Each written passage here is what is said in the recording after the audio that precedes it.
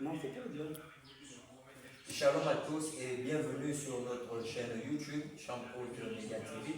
Vous êtes à l'émission Jésus, ma référence. Aujourd'hui, nous avons le privilège de recevoir sur notre plateau le pasteur Randy Manfoundi de l'église Persévérance Tabernacle de Ndende. Pasteur Randy, shalom. Amen, shalom, que Dieu vous bénisse richement. Amen, que le Seigneur vous bénisse aussi. Amen.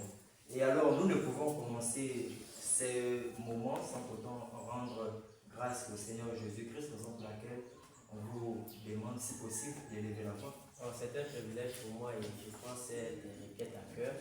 Voilà, donc on va remercier le Seigneur. Éternel Dieu Tout-Puissant, nous te remercions ce matin pour la grâce et pour que tu nous accordes d'être en vie. Nous remettons au Dieu de gloire tout ce qui sortira de nos bouches dans tes saints et bénémoines. Prends-les et consacre-les en tes mains au nom du Seigneur Jésus-Christ. Bénis tes enfants qui sont à l'écoute, Seigneur, de cette vidéo. Bénis richement aussi de gloire les caméramans, Seigneur. Bénis aussi le présentateur, Seigneur. Sois avec lui, inspire-le aussi comme moi, Seigneur. Et laisse que tout ce qui sort de nos bouches soit une source de bénédiction pour le peuple qui nous écoutera. Au nom de Jésus-Christ. Amen. Amen. Alors, vraiment, merci encore pour cette prière. Amen. Alors, vous êtes là parce que vous devez nous édifier sur le thème la foi et les autres. Selon vous, pasteur, qu'entendez-vous par la foi? Merci beaucoup, Révérend Philippe, pour la parole que vous m'avez accordée. C'est un privilège pour moi de répondre à l'appel par rapport à votre chaîne de télévision. Et c'est une initiative que je tiens à louer et vraiment à vous dire que Dieu vous bénisse richement pour ça. Parce qu'il y a peu de personnes qui ont ce genre d'initiative, d'accord, pour pouvoir utiliser des médias, utiliser des appareils comme les vidéos pour pouvoir bénir le peuple à travers le monde. Nous voyons qu'il y a Dieu qui utilise ces choses-là pour des choses qui n'édifient même pas le peuple de Dieu, qui n'édifient en rien la population. Mais nous savons que ce qui est au-dessus de tout, c'est la parole de Dieu. Je crois que s'il y a quelque chose qui nous unit entre vous et moi aujourd'hui, c'est la parole de Dieu. Bien sûr. Voilà, et vraiment merci beaucoup. Que Dieu vous bénisse richement. Merci beaucoup. Ok. Et par rapport à la question que vous avez à poser, je prends vraiment cette invitation avec cœur et je vous dis que ce sujet est un sujet vraiment qui m'a tellement passionné et c'est même l'expression de ma vie, c'est l'expression de la vie de tout croyant, c'est vivre par la foi. D'accord. Et je vais vous dire, avant de répondre à la définition, d'accord, du terme de tout ce qu'on entend parfois, je vais vous dire que notre vie est une vie de foi. Amen. Voilà. Et comme je l'ai si bien dit, dans toute la Bible, dans l'Ancien Testament, d'accord, le mot foi n'avait pas été prononcé. D'accord. Le mot foi a été prononcé dans le Nouveau Testament. Et on peut voir que dans l'Ancien Testament, les premières personnes à manifester la foi, c'est Abel. Mais ceci n'a pas été mentionné dans l'Ancien Testament. On retrouve ça dans le Nouveau Testament. Alors je vais simplement conclure en disant que la foi est une ferme assurance selon Hébreux chapitre 11 à partir du verset 1er. Et il y a quelque chose quand même qui m'a plus marqué, d'accord, et pour bénir le peuple de Dieu, pour ne pas qu'il y ait de confusion, d'accord, j'aimerais aussi attirer cette hypothèse-là. Quand je dis que la première fois que le nom foi n'a pas été prononcé dans l'Ancien Testament, je parle normalement de la première forme de foi qui a été manifestée. D'accord? Parce que la première forme de foi qui a été manifestée, c'est la foi en Abel. Mais si vous remarquez, ce qui est quand même un peu curieux, dans le Nouveau Testament, vous allez remarquer qu'il y a absolument peut-être un seul verset dans l'Ancien Testament qui démontre la faculté de la foi. C'est dans Habakkuk chapitre 2. D'accord? Et ce verset est un verset qui est toujours, on va dire, à la continuité de tout un chacun. Le juste vivra par la foi. Et voici pourquoi nous vivons par la foi. Et révérend que si nous sommes là, c'est par la foi. Merci. Mais, pasteur, pouvez-vous un peu expliquer ce fait? Vous avez dit dans l'Ancien Testament le mot foi n'existe pas, mais dans le livre d'Habakkuk, le juste vivra par la foi. Ok. Vous pouvez expliquer ça? Je vais expliquer en disant, si vous remarquez, la première fois de toute l'humanité que le terme foi a été mentionné, il a été fait accompli dans l'Ancien Testament, mais pas prononcé dans l'Ancien Testament. D'accord? Je vais prendre le livre de Genèse. D'accord? Dans le livre de Genèse, on nous dit on nous parle d'Abel, on nous parle de Caïn. D'accord? Et on va voir plus tard dans le Nouveau Testament, on va nous dire que c'est par la foi qu'Abel offrit un sacrifice plus excellent que celui de Caïn. Alors, dans la Bible, dans l'Ancien Testament, on nous a dit que notre père Abraham, c'est le père de la foi. Mais vous allez fouiller tout Genèse, vous n'allez jamais trouver le terme foi. Pourtant, le père Abraham manifestait la foi dans le livre de la Genèse. Vous allez remarquer que ce n'est pas mentionné. D'accord? Mais vous allez remarquer simplement que quand on arrive dans le Nouveau Testament, on comprend maintenant que les œuvres qu'a accompli Abraham, les œuvres qu'a accompli Abel, c'était le mot appelé foi, mais qui n'avait jamais été prononcé. Dans la logique, le mot foi devait être prononcé dans l'Ancien Testament. Pourquoi même à l'époque? Exact. Pourquoi? Parce que ce n'est pas nous les premières personnes à devoir manifester la foi. Bien sûr. Donc les premières personnes à devoir manifester la foi, c'est depuis Abel jusqu'à Abraham. Et aujourd'hui, on nous dit qu'Abraham est le père de la foi. Voilà. Donc voici pourquoi aujourd'hui je peux illustrer en disant que dans l'Ancien Testament, la première fois que le mot foi a été prononcé, d'accord, moi j'ai dit que la première fois que le mot foi a été prononcé, d'accord, c'est dans le Nouveau Testament par rapport aux œuvres que les premières personnes ont accomplies. Parce que vous allez remarquer, de toute l'histoire de l'Ancien Testament, on ne va jamais vous dire, d'accord, que tout ce qu'Abraham a fait, c'était la foi. On ne va jamais vous dire que tout ce qu'Abel a fait, c'était la foi. Donc vous voyez que autant là, la révélation n'était pas commandée, parce que, comme le prophète, la révélation est progressive. Alors voici pourquoi vous allez remarquer que quand on arrive dans l'Ancien Testament, la pyramide normalement n'est pas érigée dans le Nouveau Testament, la pyramide est érigée dans l'Ancien Testament. Mais quand on arrive dans le Nouveau Testament, on peut maintenant voir les éléments qui manifestent la pyramide, à savoir les vertus. Et les vertus qu'on a, la première marche qu'on a, c'est la foi. D'accord? Et on peut dire aujourd'hui que la foi est le premier fondement de toute chose. Peut-on dire que la foi est le premier fondement du christianisme? Exactement. D'accord, pasteur. Que le Seigneur vous bénisse. Amen. Et alors, on aimerait savoir, peut-on avoir la foi sans les œuvres? Oh, révérend Kelly, il est strictement impossible d'avoir la foi s'il n'y en a pas des œuvres. Pourquoi? Parce que les œuvres sont l'expression de notre foi. Donc c'est comme on dit, la foi et les œuvres sont jumelles. Elles doivent aller ensemble. Et pour illustrer cela, comme c'est la parole qui nous unit, d'accord, je vais prendre la parole dans Jacques chapitre 2 pour illustrer ceci. Jacques chapitre 2. Jacques chapitre 2. Voilà, pour illustrer ceci. Et dans Jacques chapitre 2, Jacques chapitre 2, on va lire à partir du verset 17. Je vais commencer à partir du verset 18. C'est mieux pour gagner en temps, on nous dit. Mais quelqu'un dira, toi tu as la foi, et moi j'ai les œuvres. Montre-moi ta foi sans les œuvres, et moi je te montrerai la foi par mes œuvres. Donc on comprend par ce verset qu'il est impossible d'avoir la foi et sans œuvres. Parce que la foi, les œuvres sont l'expression de la foi que vous avez. Révérend Kelly, pour illustrer cette affirmation, il y a quelque chose qui m'a marqué, qui m'a beaucoup touché. Pas seulement moi, mais je crois même le monde du message. Et ça m'a beaucoup touché, les œuvres qui sont l'expression de la foi. Alors, un jour dans la vie de William Branham, il y a eu des expériences que le prophète a vécues.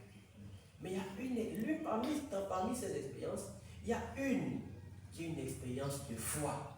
Et comme il s'agit de la foi avec les œuvres, moi j'aimerais partager ceci à nos téléspectateurs, à ceux qui nous écoutent, pour leur dire que avec la foi, on ne désespère pas. Avec la foi, on n'abandonne pas. Mais avec la foi, on croit. D'accord? Et avec la foi, autant pour moi, on possède. Voilà, parce que le prophète dit que la foi n'espère pas, mais la foi possède. Alors, révérend Kelly, un jour, une femme, d'accord, étant malade chez elle, elle avait entendu qu'il y avait un prophète, d'accord, qui priait pour les malades. D'accord? Alors, qu'est-ce qu'a fait cette femme, révérend Kelly? cette femme, elle s'est levée, elle est partie, avant d'aller à l'église, elle a dit, il faudrait que lorsque j'arrive à cette cérémonie, d'accord, de prière, par le prophète William Marion Branham, c'était même lui dont il s'agit. Voici pourquoi j'étais aussi à remercier, que Dieu bénisse richement. Voici pourquoi lui-même il dit que si un incrédule vous dit que William Branham est mort, ne le croyez pas. Donc moi je crois qu'il est vivant. Voilà, moi je crois que William Branham est vivant. Et s'il est vivant, alors que Dieu l'accorde multiples bénédictions, il est. Voilà, et que Dieu bénisse aussi son cheval qui est au ciel. Que Dieu bénisse son canapé qui est au ciel. Il est certainement bien, mais c'est la vérité. Nous on croit aux choses impossibles. Voilà, on nous a dit qu'un canapé ne pouvait pas aller au ciel, un cheval, un animal ne pouvait pas aller au ciel. Laissons dire que les animaux iront au ciel. Voilà, alors je vais illustrer ça. Cette femme a dit, il faudrait que lorsque je parte, rencontrer cet homme, il faudrait qu'il m'appelle en troisième position. C'est-à-dire que prier pour moi, pour que Dieu puisse guérir mon cas, il faudrait que je passe en troisième position. Mais révérend Kelly, lorsque la femme part pour la cérémonie, donc pour la réunion de prière, alors quand cette femme arrive, révérend Kelly, alors comme William Branham n'étant pas encore là, il y avait son fils Billy Paul, que Dieu est son âme, que Dieu bénisse richement aussi, et je crois aussi qu'il n'est pas mort. D'accord? Et qu'il est vivant. Et révérend Kelly, j'aimerais dire ceci, ce n'est pas de mon propre ressort, ou bien parce que William Branham a dit qu'il n'est pas mort, que moi je dis qu'il n'est pas mort. Non. Parce que nous avons une écriture dans la Bible qui dit que tous les saints en Christ ne sont pas morts, mais ils dorment. Alors s'ils dorment, c'est qu'ils doivent devoir être réveillés un jour. Ah, merci pour la précision. Mais je crois quand même que l'onction qui est sur moi, l'onction est sur vous. Voilà, parce que je crois que nous sommes en harmonie. Voilà. Alors, cette femme, quand elle arrive, le fils de Billy Paul, révérend Kelly, remet cette femme la carte numéro 98. Entre-temps, elle avait dit à Dieu, il faudrait qu'elle passe en troisième position. Mais révérend Kelly, quand elle arrive, elle dit, oh, mais Billy Paul m'a remis la carte 98, tu veux faire comment? Or que moi, je voulais passer en troisième position. Mais laissez-moi dire qu'elle n'a pas désespéré. Elle a dit à Dieu, je t'ai dit que je vais passer en troisième position, il faut que moi je passe en troisième position. Alors, révérend Kelly, alors, chemin faisant, William Branham vient à la chair, parce que le service doit maintenant commencer. Le prophète vient quand il vient, il dit, aujourd'hui nous n'allons plus procéder comme avant. Parce qu'avant, le prophète procédait comment? Par la carte numéro 1, 2, 3, 4, 5, ainsi de suite. Et parfois, laissez-moi vous dire, il y avait des personnes qui atteignaient peut-être des chiffres comme 98, 100, qui n'étaient pas guéris. Donc elle, quand elle a vu ça, au premier niveau, elle va désespérer pour dire non, ça ne va pas marcher. Mais elle a mis sa foi, je dois passer en troisième position. J'ai déjà dit à Dieu, ça va marcher. Alors, quand le prophète vient dit, on ne fera plus les choses comme d'habitude. Donc on voit déjà que Dieu est en train de faire un travail. D'accord? Donc Dieu passe au travers du prophète pour pouvoir exaucer la prière de cette femme. Alors, quand William Branham arrive, il dit, il appelle le numéro 1. Numéro 1 part, il prie le numéro 1. Après, William Branham prend numéro 100. D'accord? Alors, quand il prend le numéro 100, on s'attend à ce que le prophète va appeler le numéro 2. D'accord? Parce qu'il dit qu'il va commencer du plus grand au plus petit. Est-ce que vous voyez comment il a procédé? Alors, quand il appelle le troisième numéro, sur le troisième numéro de cette femme, mais laissez-moi, frère, laissez-moi vous dire que cette femme, quand on l'a appelée, elle a dit, je savais. Elle a dit, par la foi, elle a dit, je savais. Vraiment par la foi. Est-ce que vous voyez? Pourquoi? Parce qu'elle a possédé. Donc, ce sont des expériences qui doivent marquer la vie de tout un croyant, de tout chrétien sur la terre. Et la vie d'un croyant est une vie faite d'expérience. Amen. Et même là, dans cette histoire, si on essaie de le comprendre, elle n'avait pas demandé à Dieu le numéro 3, mais elle avait demandé de passer en troisième position. On comprend par là que Dieu ne nous donne que ce qu'on demande. Exactement, bien sûr, vraiment. Que Dieu vous bénisse encore. Amen. Richement. Et alors, quel est le fondement principal de la foi? Révérend Kelly, le fondement principal de la foi, c'est le baptême du Saint-Esprit. Pourquoi? Parce que c'est le baptême du Saint-Esprit qui fera activer la foi. Pourquoi c'est le baptême du Saint-Esprit? Parce que dans la parole, il nous est dit, il faut assez de foi. Vraiment assez. Est-ce que vous remarquez? Il faut assez de foi. Et frère Kelly, dans la foi, il y a des niveaux. Il y a des personnes qui ont des fois action-réaction. Bien sûr. Il y a des personnes qui ont des fois qui peuvent prendre des années, qui peuvent prendre des mois. Mais il y a une seule vertu qui doit nous habiter. C'est la vertu qu'on appelle la patience. Pas seulement la patience, mais la persévérance aussi. Bien sûr. Et la Bible nous dit même que celui qui persévérera jusqu'à la fin, on ne peut pas persévérer si on n'a pas la foi, révérend Kelly. C'est la foi qui nous fera persévérer pour avoir ce que nous voulons. Mais révérend Kelly, comme moi j'aime la vie de William Branham, pour vous montrer que la foi, le baptême du Saint-Esprit est la chose essentielle, c'est la chose qui marque vraiment la vie de tout croyant. Parce que s'il n'y a pas le baptême du Saint-Esprit, la foi ne sera pas en action.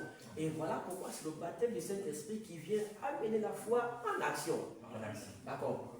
Parce que vous m'amenez vraiment à poser une question. D'accord. Si vous dites que le fondement principal de la foi, c'est le Saint-Esprit. Exact. Qu'en est-il des païens qui n'ont pas le Saint-Esprit? Oh, révérend Kelly, c'est très bien.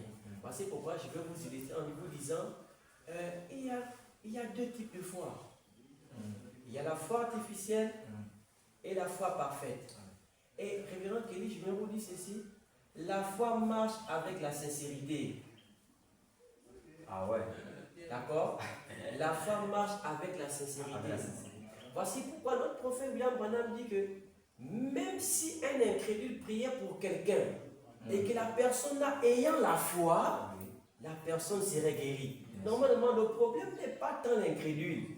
Le problème, c'est celui qui reçoit, qui a la soif d'être guéri, qui sera guéri. Et révérend Kelly, pour illustrer ceci, nous avons une femme dans la Bible, d'accord, qui est la femme à la perte de sang pendant 12 ans. Révérend Kelly. 12 ans, ce n'est pas 12 jours. Révérend Kelly. Elle allait chez les gangas, elle allait chez les pasteurs, elle allait chez les tradipraticiens. Elle n'a jamais trouvé la solution. Pourquoi, révérend Kelly? Parce qu'elle s'attendait à ce que la guérison venait par l'imposition des mains. Mais laissez-moi dire que, révérend Kelly, la guérison ne vient pas forcément par l'imposition des mains. La guérison, la foi ne se manifeste pas seulement par, on appelle ça comment? Par l'entendement humain. Parce que William Branham va nous dire que la foi n'a pas d'odeur. Ah ça.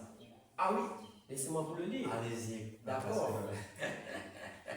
Laissez-moi vous le lire. On va lire le prophète de Dieu. Allez, voilà. Permettez-moi de fouiller ça, s'il vous plaît. Je vais trouver ça tout de suite, vous allez voir. Voilà, on va prendre la brochure. La foi est une ferme assurance, c'est vrai qu'il est. Prêché le 12e mois 1945, au paragraphe 48. Et puis, frère Manon dit très bien. Bon, vous voyez, ce qu'est la foi, c'est quelque chose. Maintenant, écoutez, amis, je sais que vous tous vous êtes. Au moins, vous savez ceci.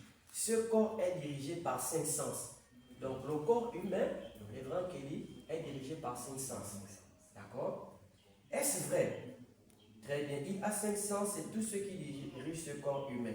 Maintenant, écoutez très attentivement. Et accordez-moi votre attention maintenant. Les 5 sens, est-ce vrai? La vue, le goût, le toucher, l'odorat, lui, est-ce vrai? Ces 5 sens dirigent tout le corps humain. Est-ce vrai? La vue, le toucher, l'odorat, lui. Or, chacun d'eux ne manifeste la foi. Oh, alors, quand on dit autant pour moi, or, aucun d'eux ne manifeste la foi. La foi est le 6e sens.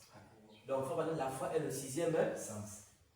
Que certaines personnes connaissent, comme vous aimez parler, appeler cela, comme de la télépathie mentale, ou tout ce que vous voulez, ou souhaitez appeler cela. Beaucoup de noms injurieux, mais pour moi, c'est la foi. Et cela est au-dessus de tous les 5 sens du corps. Voyez-vous ce que je veux dire? Or, la foi est le seul sens précis et sûr. Et c'est le 6e sens. La foi est plus fort que la vue. La foi est plus fort que le toucher. On ne touche pas la foi. On ne goûte pas la foi. La foi n'a pas d'odeur. Révérend Kelly.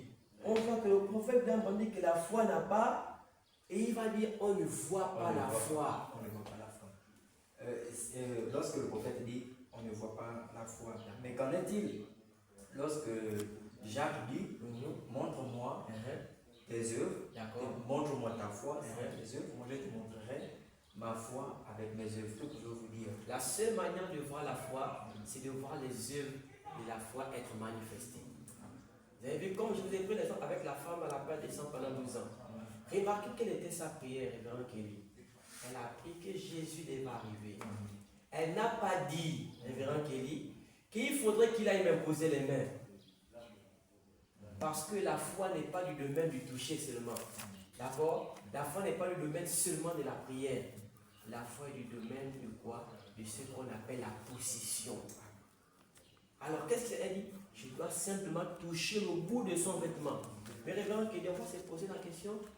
Qu'y a-t-il dans un vêtement construit avec des mains d'homme? La Bible dit que Dieu n'habite pas dans des choses faites de mains d'homme. Mais il est écrit que tout ce que nous touchons est béni. Tout ce que nous touchons, Dieu prend possession de ça. Révérend Kelly, est-ce que vous remarquez? Alors qu'est-ce qui se passe? On va voir que cette femme, elle va toucher le bout de son vêtement qui est la force de sa prière. Et quand elle touche le bout de son vêtement, alors on va voir qu'il y a une vertu qui se dégage. Et Jésus peut dire qu'il m'a touché. Voici pourquoi j'ai dit, à chaque fois qu'il y a une guérison spirituelle, il doit avoir cette vertu se dégager d'un homme. Comme on dit que la foi se manifeste au travers d'un homme, dans cette cas, chaque fois qu'un homme prie pour quelqu'un que la personne est guérie, cet homme, une vertu doit sortir de lui. Pourquoi? Parce qu'il transmet une énergie, il transmet le don de Dieu. C'est ça, ceci ne vient pas de l'homme, mais ça vient de Dieu. Et alors, parce que vraiment, merci encore. Et quelles peuvent être les principales œuvres de la foi selon vous? Révérend Kelly, l'une des principales œuvres de la foi, c'est la prière. D'accord? Et c'est la prière. Pourquoi c'est la prière? Parce que le Saint-Esprit en vous, en rapport avec la question que vous avez posée précédemment, le Saint-Esprit vous amènera à prier. Le Saint-Esprit vous amènera à, on appelle ça comment? À aimer, avoir l'amour. D'accord, les œuvres de la foi, c'est l'amour. Il faut aimer son prochain. Révérend Kelly, s'il vous plaît, la foi ne se manifeste pas dans la haine. La foi se manifeste dans l'amour. Et pour illustrer ceci, on voit l'histoire du prophète de Dieu avec le taureau. On voit un taureau qui vient haineux pour pouvoir attaquer le prophète. Alors, William Branham nous dit, lorsqu'il a vu le taureau s'approcher, il n'a pas pris peur. Il dit, qu'est-ce qu'il a fait? Il a commencé à aimer le taureau. Et quand il a aimé, la foi a pu se manifester. Donc, l'une des caractéristiques, d'accord, des œuvres de la foi, il y a l'amour, il y a la prière, il y a la consécration, il y a la méditation, il y a le jeûne aussi. C'est l'une des œuvres. Voici en grosso modo les œuvres manifestées par la foi. Oui. Et alors, quand la Bible nous parle des œuvres mortes, d'accord, vous entendez par une œuvre morte? Révérend Kelly, quand on écoute le mot mort, c'est quelque chose qui n'a pas de vie. Qui n'a pas de vie. D'accord? Et pour illustrer une œuvre morte, d'accord, sur le plan naturel, c'est quelque chose que vous faites, que vous savez qu'il n'y a pas de résultat. Vous savez pertinemment que lorsque vous ferez ça, vous allez tomber. Alors vous le faites. Mais sur le plan spirituel, la première fois qu'une œuvre morte a été manifestée dans le jardin d'Éden, en accomplissant Caïn qui accomplissait une œuvre contraire à la volonté de Dieu. C'est-à-dire, lors de l'adoration, il a cru que Dieu pouvait se manifester par les pommes, par des fruits, alors que Dieu s'est manifesté par le sang. Pourquoi? Parce que la vie était dans le sang. Alors, une œuvre morte sur le plan spirituel, c'est une œuvre qui est contraire à la volonté parfaite de Dieu. Et alors, quelles sont les différentes œuvres à manifester pour un chrétien qui veut se rapprocher de Dieu? Pour un chrétien qui veut se rapprocher de Dieu, les œuvres qu'il doit manifester, il y a l'amour. Comme je vous l'ai dit autrefois, pour s'approcher de Dieu, c'est par la prière. Et pourquoi je vous dis encore la prière? Parce que Frère Branham dit que lorsque nous prions, nous communions avec lui. D'accord? Et c'est par la prière que Dieu se révèle à nous. Parce que vous connaissez, on dit que la prière, la foi, c'est la révélation. D'accord? Il faut avoir il faut être dans une atmosphère pour pouvoir invoquer la présence de Dieu, pour que les œuvres de Dieu qui sont dans la foi puissent être manifestées. Et alors, on aimerait un peu savoir la différence entre la justification par la foi et la justification par les œuvres. Est-ce qu'il y a-t-il une différence? La justification par La foi, d'accord, la justification par les œuvres. On peut retrouver cela dans Jacques 2, 24 et je crois Romains 4. D'accord. Bon, nous allons prendre d'abord Jacques. D'accord. Jacques 2, 24. D'accord, je vais prendre Jacques chapitre 2 à partir du verset 24. D'accord, il est dit dans Jacques 2, 24. Vous voyez que l'homme est justifié par les œuvres et non par la foi seulement. Donc c'est pour revenir à la chose essentielle dès le départ, que la foi et les œuvres sont jumelles. D'accord? Donc il est impossible d'avoir la foi si on n'a pas les œuvres. Il est impossible de manifester les œuvres, d'accord, si on n'a pas la foi. Et le terme justification, selon, d'accord, la définition du mot, Madame nous a dit que justifier veut dire que nous n'avons rien fait pour commencer. D'accord? Donc il ne peut pas avoir de justification sans la foi accompagnée des œuvres. Donc voici pourquoi je vais dire, par rapport à votre question, les deux doivent aller de pair. Donc il n'y a pas de différence entre la justification par la foi ou la justification par les œuvres. Non, il n'y a pas de différence parce que les deux doivent aller de pair. Donc ils ne doivent pas être séparément. D'accord? On doit les scinder. Ils doivent marcher ensemble. D'accord, parce que nous arrivons déjà presque au terme de notre émission. Est-ce qu'il y a une contradiction entre Galates 2, 16 et Jacques 2, 24? Et déjà dans Jacques 2, 24, c'est ce que vous venez de lire. D'accord. Nous allons par contre prendre dans Galates 2, 16. Dans le livre de Galates 2, 16. Galates 2, 16. Je vais faire la lecture parce que je suis déjà. D'accord. Il est écrit ici. Moi, je vais prendre Jacques. J'avais dit la différence entre Galates 2, 16 et Jacques 2, 24. Je suis. D'accord. Dans Galates 2, 16, il est écrit ici: néanmoins, sachant que ce n'est pas par les œuvres de la foi que l'homme est justifié, mais par la foi en Jésus-Christ, nous aussi, nous avons cru en Jésus-Christ afin d'être justifiés par la foi en Christ et non par les œuvres de la loi, parce que nulle chair ne sera justifiée par les œuvres de la loi. Ok, révérend Kelly, pour répondre à cette question, je vais vous simplement vous dire que la loi condamne. D'accord? La loi condamne, mais la grâce sauve. Je vais faire le point en vous disant que si Jésus devait se baser seulement sur la loi, ou bien si on était resté sous le régime de la loi, alors personne ne devait être sauvé. Personne ne va avoir la miséricorde parce que tout ce temps que nous sommes dans l'iniquité, dans le mensonge. Nous sommes venus sur la terre en professant des mensonges. Mais Dieu, par sa grâce humiliable, nous a sauvés. Pour illustrer ceci, révérend Kelly, on va voir l'exemple d'une femme, d'accord, qui était sous l'emprise de la loi, qui devait être lapidée. D'accord? Alors, quand ces gens sont venus pour pouvoir lapider cette femme, et pourtant Moïse dans la loi nous a dit qu'il faut la lapider. D'accord? Mais révérend, laissez-moi vous dire que ce que Moïse a dit n'est pas faux. Bien sûr. D'accord? Ça produit la foi dans ces gens. Et ça a permis à ce que les gens ne puissent pas commettre ce genre d'acte. Et tout le monde était informé que si quelqu'un commettait cet acte, il devait être lapidé. Donc ça veut dire que Moïse avait déjà posé un fondement. D'accord? Mais remarquez que Moïse a posé un fondement sur la loi. Et Moïse avait une loi, c'est œil pour œil, dent pour dent. Mais révérend Kelly, on arrive au temps où le Seigneur Jésus-Christ manifestait bien sur la terre.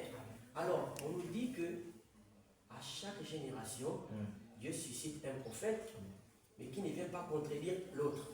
D'accord? Alors Jésus vient maintenant. Alors on pose la question à Jésus. Moïse dans la loi nous a dit. Mais révérend, laissez-moi vous dire que c'est écrit dans l'Ancien Testament. Bien sûr. D'accord? Ça veut dire que les 7 personnages étaient des lecteurs. Ils lisaient. D'accord? Moïse dans la loi nous a dit. Bien sûr. Donc eux, ils avaient un fondement sur lequel ça appuyait. Bien sûr. Moïse a dit qu'il faut lapider. Mais révérend Kelly, celui qui est l'amour parfait, celui qui est la grande foi, qui est même la grâce, qui est même la miséricorde, lorsqu'il arrive, qu'est-ce qu'il fait? il ne vient pas contredire Moïse. Oui. Non, non, non, non, non, non. Hein? Il ne vient pas contredire ce que Moïse a dit. Bien sûr. Il dit amen à ce que Moïse a dit. Qu'il faut être. C'est le détail que le monde ne comprend pas. Jésus n'est pas venu contredire Moïse, Bien sûr. parce qu'on dit qu'il n'est pas venu pour abolir la loi, mais pour l'accomplir. Alors quand Jésus arrive, il dit quoi? Ce que Moïse a dit est la vérité. Bon, maintenant, parmi vous là, comme c'est Moïse qui a dit, si vous qui êtes là, vous êtes sans péché, prenez la pierre, commencez à lancer. Révérend, laissez-moi vous dire un détail, c'est que tout ce qui était là pour pouvoir lapider, aucune personne n'avait au baptême du Saint-Esprit. Mais Jésus, par la grâce, d'accord, a fait en sorte que cette femme soit gracifiée. Et Frère Branham nous dit que la grâce, on ne la connaît que pour grâce, que pour ceux qui la considèrent comme étant une grâce. Lui, qui est la foi parfaite, vient manifester l'amour pour montrer que l'œuvre de la loi peut te condamner, mais aujourd'hui, nous vivons sous la grâce. Donc, nous parlons ainsi si datement. Et laissez-moi vous dire, Révérend Kelly, sur la terre, d'accord, il n'y a qu'un seul péché qui ne peut pas être pardonné, c'est l'incrédulité.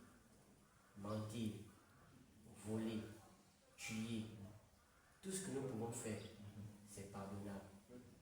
Mais l'incrédulité n'est pas pardonnable. Et alors, nous voulons savoir, est-ce que le pasteur Randy a quand même préparé quelques citations de Frère Branham pour appuyer tout ce qu'il a eu à dire? Oui, j'ai bien préparé beaucoup de citations. Toujours, j'ai préparé beaucoup de citations pour pouvoir illustrer un peu ceci. Je vais prendre les enfants dans le désert. Je prends par prêcher le 23 11 1947, paragraphe 11. Le prophète va dire, eh bien, il n'y a qu'un seul moyen pour vous d'être guéri au monde. Cette citation m'a beaucoup choqué. Frère Branham dit, il n'y a qu'un seul moyen pour nous d'être guéris au monde. C'est uniquement par la foi en Dieu. Amen. Excusez-moi, parce que Frère Branham l'a dit, il n'y a qu'un seul moyen Au monde.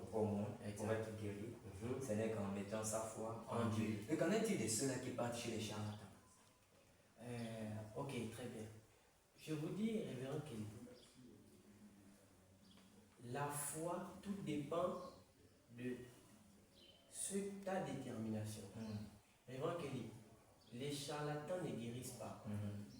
Tout dépend de la personne qui va chez le charlatan pour recevoir quelque chose. S'il va chez le charlatan pour recevoir, comme pour d'autres, avoir des copains, avoir des enfants, tout dépend de la détermination de son cœur. On peut parler de sincérité. Voilà, tout dépend de la détermination. Parce que je veux dire que la foi n'espère pas, mais la foi possède. Mais si on pouvait montrer à ces gens le canal par lequel on peut procéder, laissez-moi vous dire que ces personnes-là, quand ils vont chez ces gens-là, il n'y a rien sans rien. D'accord? Il n'y a rien sans rien. Et on va voir que parmi ces enfants, pour d'autres qui veulent des enfants, il y a des répercussions. Oui. Soit ces enfants deviennent mongols, ces enfants deviennent handicapés et consorts. Pourquoi? Parce que Satan ne fait rien sans rien. Mais Dieu donne tout gratuitement. Donc c'est pour vous dire que lorsqu'une guérison est faite sur la base de la parole, elle ne requiert rien en retour. Voici pourquoi on peut te guérir aujourd'hui, demain tu tombes malade encore. Dans ce genre de conditions. Parce que si vous avez la possibilité de continuer la citation. D'accord. D'accord. La foi en Dieu. Bon, peu importe à quel point Dieu peut me permettre par ma propre foi doter un esprit de vous. Si vous ne partez pas avec la foi en Dieu pour servir Dieu et lui faire confiance, cela reviendra directement sur vous. Je vais prendre encore une autre. Je vais prendre des expériences. Par prêcher le 12 septembre mois 1947, paragraphe 4. Frère Branham dit, placez votre foi en Dieu qui est tout-puissant.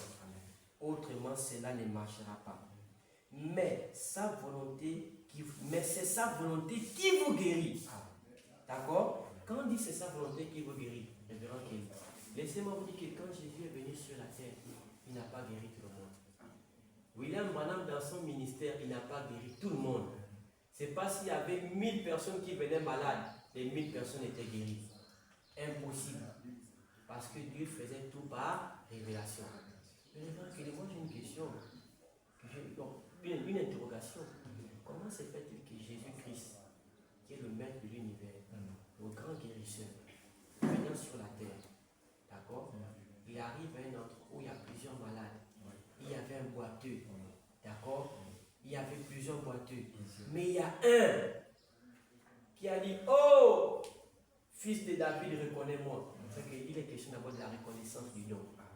Parce que si on n'arrive pas à reconnaître le don, on éloigne la guérison de l'eau. C'est pourquoi ces personnes n'ont pas été guéries. Parce qu'ils n'ont pas reconnu le don. Malgré que cet homme l'avait appelé dans une condition à laquelle il n'était pas. Mais il a écouté la reconnaissance de lui-même. Et Jésus, qu'est-ce qu'il a fait? Il a dit, prends ton lit. Le révérend Kelly, quelle foi avait cet homme? Parce que pourquoi la foi, lorsqu'elle est prononcée, ce ne sont pas des paroles humaines, ce sont des paroles spirituelles. Alors, je veux illustrer ceci en vous disant, la foi émane du troisième pôle. D'accord? Parce que le troisième pôle est manifesté au travers de la foi. Et on a pu voir William Branham qui a pu amener les curés. Tout ça, c'est quoi? C'est par la foi. D'accord? On a vu encore avec Ati White. Quand William, les gens vont dire que c'est aberrant. Mais laissez-moi vous dire que si Ati White demandait une banque d'argent, il serait fait selon sa volonté. Et voici pourquoi tout ce que Dieu, la Bible fait, la Bible dit toujours, si vous mettez votre foi en Dieu, croyez. Et révérend Kelly, la Bible n'a jamais dit, et il n'est nullement écrit, que c'est la foi de Dieu qui vous sauvera.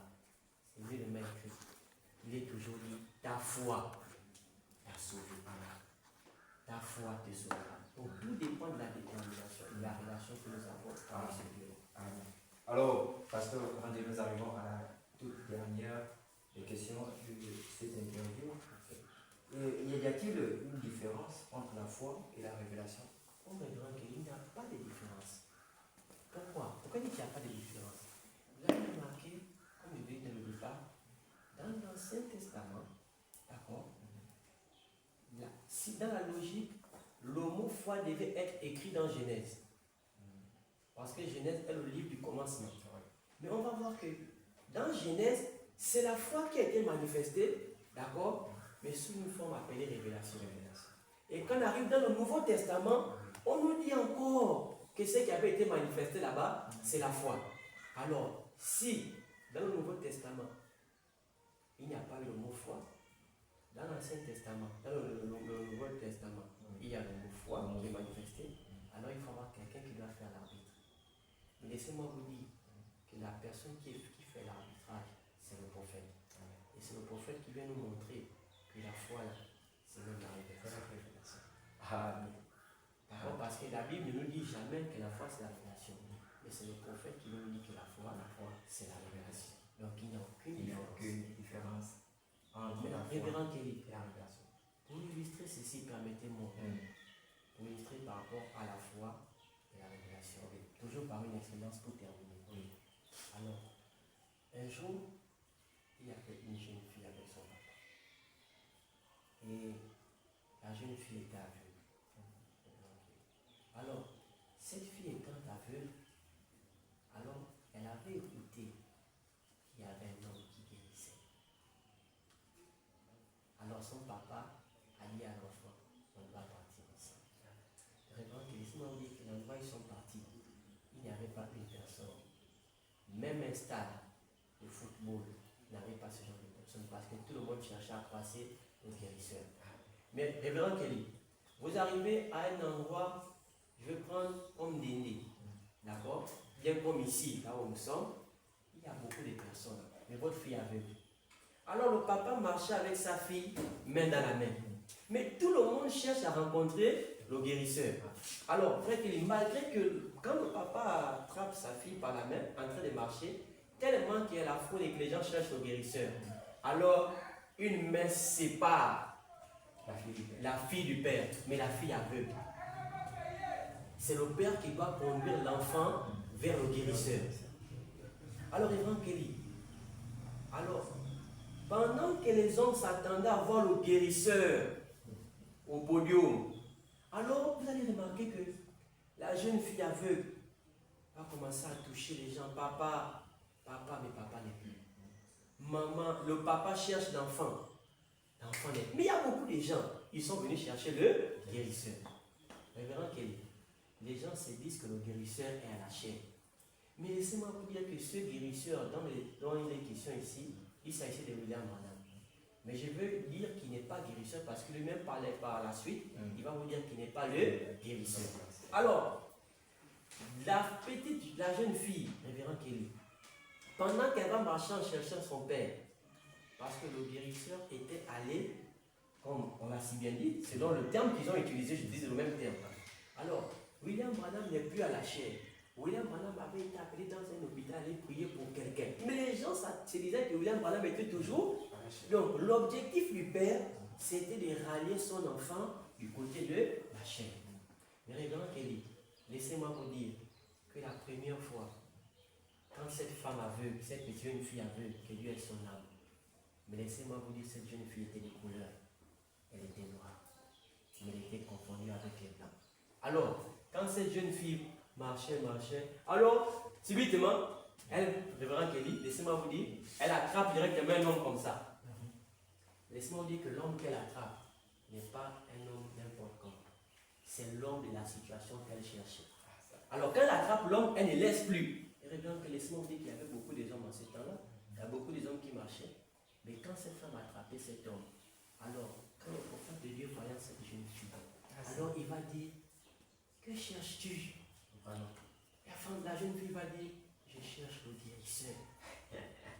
Oh, le guérisseur comment? Elle dit non, on a écouté qu'il y a un certain William Marion Branham qui prie pour les malades, donc je suis venu avec moi. Elle explique, comme je suis aveugle, je marchais avec mon papa, mais la foule nous a séparés, je cherche mon papa. Alors Révérend Kelly, William Branham dit, tu as trouvé le guérisseur. C'est lui qui était, qu'on cherchait à la chair, d'accord? Dieu a fait en sorte qu'il quitte la foule et il marchait. Les hommes ne savaient pas qui était William Branham, parce que pourquoi tout le monde n'a pas su qu'il était là. Mais il est venu spécialement pour cette jeune fille. Alors remarquez ce qui se passe. Quand William Branham rencontre cette jeune fille, savez-vous la première que William Branham fait? William Branham ne dit pas, démon de cécité, sors! Au nom de Jésus, tu es vaincu. Non, Révérend Kelly. C'est vous la prière de William Branham. William Branham va dire ceci. Seigneur, souviens-toi de cet homme de couleur appelé Simon de Cyrène, qui t'avait aidé à porter la croix. Aujourd'hui, là où je suis, il y a encore une jeune fille de couleur qui a besoin de la guérison. Souviens-toi de l'œuvre de Simon de Cyrène, qui t'avait aidé avec la croix. Seigneur, aide cet enfant. Au nom de Jésus-Christ, l'enfant. Tu crois? Oui, je crois. Révérend Kelly, dès que la petite fille a dit elle croit, elle a vu. C'est pour vous montrer que la foi, c'est la révélation. William Branham, humainement, ne savait pas ce qui allait se passer. Mais Dieu Tout-Puissant avait pour lui notre fait la foi, c'est la révélation. Et nous vivons tous autant que nous sommes par révélation. Nous prions par révélation. Nous jeûnons par révélation. Nous méditons par révélation. Et nous prêchons même par révélation. Alors, pasteur, que le Seigneur vous bénisse richement. Amen. Est-ce qu'on peut quand même avoir un mot de fin? Bon, évidemment, il faut nécessairement un mot de fin. Et le mot de fin, c'est que j'ai été à vous remercier pour l'initiative que vous avez eu à prendre, de toujours interviewer les pasteurs, les hommes de Dieu, les frères et sœurs. Je crois que ces entretiens-là permettront à des frères et des sœurs, certainement, qui n'ont pas pour habitude de lire, qui n'ont pas pour habitude, quand ils viennent à l'église, d'écouter ou bien de rencontrer les hommes de Dieu. Je crois que par ce canal-là, ils peuvent avoir des expériences qui peuvent les aider, qui peuvent les sauver. Voici pourquoi moi je vous appelle D'accord, j'appelle votre chaîne, j'appelle votre émission à pas seulement interviewer les prédicateurs, ni encore les frères, mais aller jusque chez les sœurs et demander à ce que les expériences de tout un chacun soient partagées. D'accord? Et lorsque les personnes écouteront les expériences des autres, ça pourra produire la foi. Pourquoi je vous le dis? Parce que c'est en écoutant les expériences que ça produit la foi. Pourquoi je vous le dis encore? Il y avait une maman. C'est un projet, mais. D'accord, passons, on va peut-être vous accorder une minute. Oh, une minute, voilà, pour terminer. Donc, en parlant des expériences, je vous dis qu'il faut que ça soit partagé. Il y avait une maman, une femme, et quand chez elle était malade, elle a pris la prédication de William Branham sur les expériences. Alors, elle a vu comment William Branham avait prié pour un démon de paralysie. Elle était paralysée. Quand William Branham a dit à la télévision, démon de paralysie sort, elle a dit Amen. Elle a été guérie. Donc, c'est pour vous dire aussi que j'appelle aussi à vous de faire partager les esprits de tout un chacun. Comment est-ce qu'il a pu sa vie, comment est-ce qu'il a commencé à croire. Je crois que ça va venir aussi pour le peuple public. Amen. Merci beaucoup, pasteur. Déjà, c'est Dieu qui permet que vous puissiez le dire aussi. Sinon, quand même, il y en a ces émissions. Ah, ok, merci, il vidéo. y en a déjà. Mais vraiment qu'il parle de moi, vous savez, on appelle ça comment? Dans le monde, d'accord, vous avez l'émission de Gabon Première. Alors, quand Gabon Première fait des reportages, il est important de toujours dédicacer. D'ailleurs, il y a un journaliste qu'on appelle Émeric Boukoko, qui dédicace toujours le caméraman qui est derrière, qui est Victor Moumouma. Donc, ça veut dire que notre frère qui est là, le frère le révérend José, ça va forcément. Ah, ok, pardonnez-moi. Voilà. J'étais aussi. On voulait juste en fait vous donner l'occasion de dédicacer une personne. Voilà. Ensuite, nous-mêmes aussi. Donc, j'étais à remercier. Vous avez l'occasion de Voilà, j'étais à remercier le révérend aussi de Jovelin, Amen. qui est derrière la caméra, Amen. le révérend Anthony, le révérend, tous les frères qui sont là, le révérend Yuri Raph et tous qui sont là, qui nous ont assistés.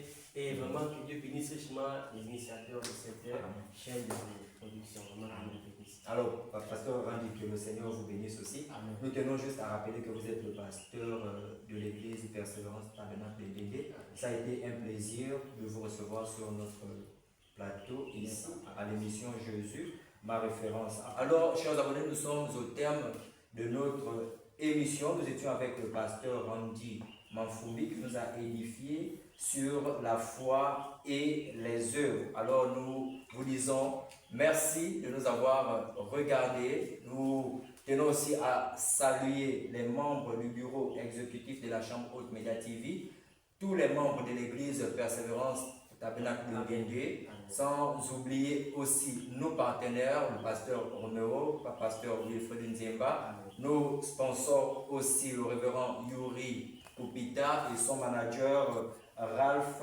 Arsène, ainsi que le frère Yannick aussi qui nous a regardé, le frère Anthony, que le Seigneur vous bénisse richement. Amen. Pasteur, que Dieu vous bénisse. Amen.